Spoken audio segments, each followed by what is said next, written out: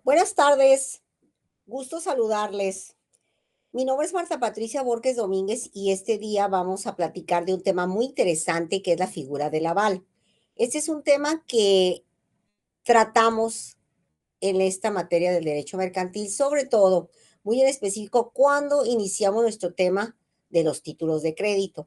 En los títulos de crédito tratamos una infinidad de figuras, pero esta es una de las que siempre sobresale porque en todos los grupos nos topamos con situaciones personales, es decir, siempre tenemos por ahí en algún precedente de nuestras relaciones sociales algún conocido que ya tuvo la oportunidad o la mala oportunidad, por decirlo, de prestarse a hacer esta figura, es decir, funcionar como aval.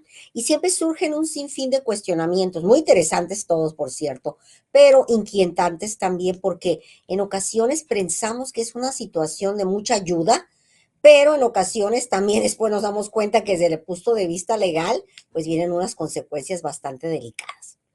Muy bien, gracias. Vamos a empezar. Quisiera compartir con ustedes antes de hacer otro tipo de comentarios este importante material. Ojalá sea de su agrado y podamos ubicarnos un poquito más fácil en esta figura. Primeramente, pues bueno, ya aquí les dije mi nombre, ya tenemos nuestro tema y partiríamos aquí diciendo, ¿verdad?, que tenemos un concepto muy interesante que nos presenta un autor de textos de mercantil. En este caso es nuestro autor Nelson Monsalvo, que nos habla precisamente y nos dice que la persona del aval es la que responde del pago del título a favor del acreedor y en beneficio de su avalado. ¿Qué significa? ¿Cómo podríamos entender esto? Me tomé el atrevimiento de hacer este pequeño distintivo, ubicando a las partes que pudieran involucrarse en esta relación. Primeramente, tenemos que partir de la esencia de la creación de un título de crédito. ¿Esto cómo se va a dar? Si llevamos ya esta materia, recordemos, y los que no la han llevado, tendríamos que ubicarnos desde la siguiente forma. Siempre vamos a encontrar dos personajes importantísimos que van a dar pauta a este nacimiento de esta relación. Primero tenemos la persona de la beneficiaria, que es la persona que está dispuesta a poner a disposición de otra persona su patrimonio, en caso muy específico de la persona de un futuro obligado. Estas dos personas en materia cambiaria, es decir, del derecho mercantil, que esas son las acciones a las cuales nos vamos a afrontar en un procedimiento, se les denomina acreedora y deudor. Entonces, ya estando estas personas debidamente identificadas, nos damos a la tarea de determinar que entonces va a haber un desprendimiento patrimonial por parte de la beneficiaria a favor del obligado y que como consecuencia este obligado se va a responsabilizar de cumplir las obligaciones en la firma de un título de crédito, que es el que tenemos aquí señalado y que todos están apuntando a él porque de aquí deviene toda esta relación. Pero resulta que la beneficiaria puede tener dudas en su momento de la posible figura de cumplimiento de esta obligación por parte de su hoy obligado y también conocido como deudor. En este caso, ella podría tomar esta determinación o solicitar lo siguiente del obligado, que le proporcione una persona tercera extra a esta relación, por decirlo, para que le venga a hacer frente y le apoye en esta obligación. Si logra la beneficiaria que el obligado acepte esto, entonces él tiene que ir a dar a la búsqueda de una persona que reúna ciertas cualidades que más adelante haremos notar en este trabajo. Entonces, esta tercera persona es la que va a recibir el nombre de aval. Esta persona es la que va a garantizar al personaje obligado, que es el deudor y que es el que le va a pagar a la beneficiaria ese desprendimiento patrimonial basada en un título de crédito. Esa es la persona que se le denomina avalado, porque deriva del vocablo aval y de esta persona que viene a formar parte hoy de esta relación. Entonces, el avalado es la persona que el aval va a ser fuerte para contribuir al pago de esta obligación. Espero haberme explicado un poco con esto. Regresando a nuestra diapositiva, tenemos entonces que hacer notar también lo siguiente. La mayoría de la doctrina mercantilista ha hecho afirmar lo siguiente, que el aval es una garantía de carácter objetivo. ¿Por qué? Porque responderá de todo lo que implique el documento y que éste será pagado. Fíjense las palabras tan importantes aquí. Va a responder sin ninguna otra disposición. Es decir, le alcanzan las disposiciones, le alcanzan todo aquello que en su momento, ¿verdad? Se estableció en el título, porque aquí hay que valorar una cuestión muy importante también. Los títulos están revestidos de un elemento importantísimo que es la literalidad, y si lo recordamos como un análisis de clase, y para los que en su momento van a llegar a tomar esta clase, nada más podemos atender lo que la letra establezca. Y entonces quiere decir que esta literalidad incluirá todo lo que el documento indique, incluyendo a la persona del aval, que debe de establecerse y permanecer en el documento desde su origen, es decir, desde que nació el título. Siguiente. También tenemos que apoyar esta relación precisamente haciendo enmarcación en algunos artículos de la Ley General de Títulos y Operaciones de Crédito que nos habla tajantemente esta figura, y es el artículo 109 y el 114. El 109 nos dice, mediante el aval se garantiza en todo o en parte el pago de la letra de cambio. El artículo 114 dice, el avalista queda obligado solidariamente. Hay que hacer notar esta palabra muy elocuentemente y muy fuertemente, solidariamente. ¿Qué quiere decir?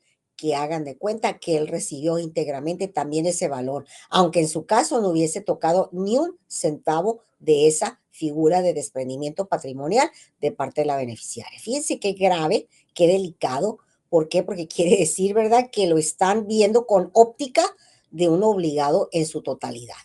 Sigue diciendo, ¿verdad?, la mayoría de la doctrina, y con aquel cuya firma ha garantizado. Está hablando del avalado, que significa, ¿verdad?, que él está respondiendo por él o está haciéndolo fuerte en esta relación.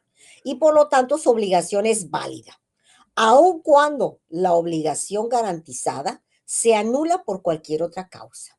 Esto considero aún más grave porque nosotros sabemos que tenemos un periodo de defensa, porque estamos en un plan igualitario, en un procedimiento a futuro, en caso de que este se diera por el incumplimiento de la obligación, de que podría ser afectado, ¿verdad? De alguna manera, este aval.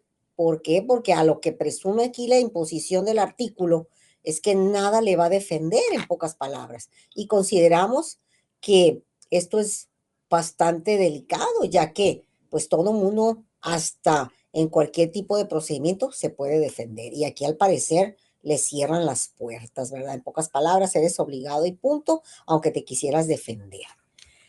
Siguiente. Comentábamos anteriormente que los avales tienen características. Aquí les mostramos algunas de ellas que prevalecen y que hacen fuerte esta figura. Primero, la figura del aval es expresa. Debe de llevar la firma de quien lo presta, es decir, tengo que firmar. ¿Dónde? Voy a firmar en el documento. Como consecuencia viene la siguiente característica, que es formalidad, que quiere decir que debe de constar por escrito mediante la firma del aval. ¿En dónde? En el título. Es incondicional. Quiere decir que no acepta ningún tipo de condición, no está sujeto a ningún tipo de circunstancia que no opere en un título de crédito, ni extra por ser el aval. Esto sigue las reglas generales de los títulos, porque los títulos de crédito no aceptan condiciones, por lo tanto, tampoco serían aceptables para la figura en caso de que se presentare del aval. Entonces, hagan de cuenta que no se puso nada en caso de que existiera alguna. Siguiente, tiene que ir inserto en el título de crédito. Para los que ya hemos trabajado un poco en esta materia, recordemos que hay varias figuras que nosotros podemos ir agregando a los títulos. Una de esas es la figura de la circulación, conocida también legislativamente como el endoso. Y el endoso, ¿verdad? Sabemos que debe de constar en el título, precisamente para que no se pierda la validez de todos los elementos esenciales y requisitos que en su momento recibiría un nuevo tenedor. Lo mismo pasaría con la figura del aval. Debe de constar en el título, o también, como dice nuestra ley, en hoja de vida al mismo. Reglas que se cumplen perfectamente cuando hacemos la figura en cuestión, por ejemplo, el endoso, y también habrá agregado al aval. Tienen que estar en el documento. Siguiente, es irrevocable. ¿Qué quiere decir? Que no lo podemos quitar y poner cuando se nos dé el antojo, ¿verdad? Primeramente tenemos que tomarle parecer al beneficiario en caso de cancelar la figura, es decir, la firma. Yo considero que en dado caso, pues valorar hacer un título nuevo sin el aval. Pero imagínense, si le estaba pidiendo el aval desde un inicio para garantizar la deuda, es decir, porque no le daba seguridad el deudor, pues consideramos que sería muy difícil que aceptara lo contrario, ¿verdad? Sobre todo cuando ya hubo un desprendimiento de su derecho patrimonial, es decir, ya puso sus bienes a disposición de otra persona. Entonces yo creo que aquí estaría de pensarse, no dudo que se pueda suceder en algunos de los casos, pero por lo general consideramos que no sería tan viable o muy común que se dé este tipo de cancelación, por decirlo así. Siguiente. ¿Realmente el aval es un fiador? Son similares, pero el fiador es un término utilizado más bien en las relaciones contractuales con una fianzadora, con una relación precisamente derivada de ese tipo de garantía. Y el aval es el término utilizado propiamente para los títulos de crédito, es decir, para la materia del derecho mercantil. Entonces, haciendo esta pequeña distinción, ¿verdad? Tendríamos que decir que entonces, ¿verdad? Es un poquito distinto. ¿Por qué? Porque el avalista es una garantía propia de los títulos de crédito. Y por supuesto, ¿verdad? Aquí en la nulidad de la obligación del avalado no afecta la obligación del avalista. Es decir, no sigue la suerte del principal. ¿Qué significa? Que sigue, ¿verdad? Corriendo con todos y cada uno de sus derechos y obligaciones. No le afecta.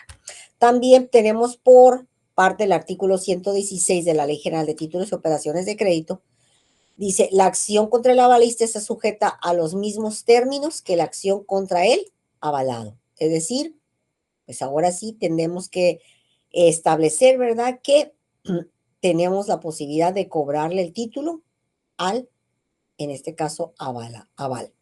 Entonces el aval es una figura similar al fiador, es solidario, ambos lo son, pero entre otras cosas, ¿verdad? Aplica únicamente este término para los títulos de crédito. Antes de despedirnos, yo me tomé el atrevimiento de presentar aquí con ustedes un pequeño cuadro con diferencias entre aval y fiador para que ustedes lo puedan tener a la mano por si se les ofrece o en su momento hacer algún tipo de comparaciones entre uno y otro. Yo espero que esto sea de apoyo en algunas dudas que ustedes hayan tenido o bien también para agilizar algo de sus clases o también para sembrar más dudas, que espero que no haya sido el caso. Y para cualquier cosa, pues estamos a sus órdenes. Mi correo institucional es patricia.borges@uabc.edu.mx. Y muchas gracias por toda su atención. Hasta luego.